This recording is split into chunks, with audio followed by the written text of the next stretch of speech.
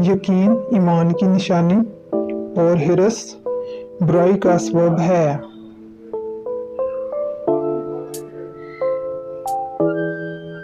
जो इंसान लोगों की याद में मसरूफ रहता है, अल्लाह उसे अपनी याद से महरूम कर देता है, और जो अल्लाह की याद में मसरूफ रहता है, अल्लाह उसके जिक्र खैर को लोगों में आम कर देता है।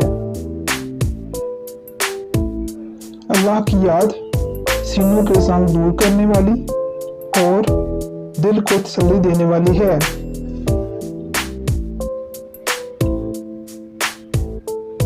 कसरत से नेकी करने से उम्र बढ़ती है और नेकनामी में इजाफा होता है। अगर आपको मेरा ये चैनल पसंद आए तो प्लीज़ मेरे चैनल को सब्सक्राइब कीजिए, लाइक कीजिए और शेयर कीजिए। Thank you.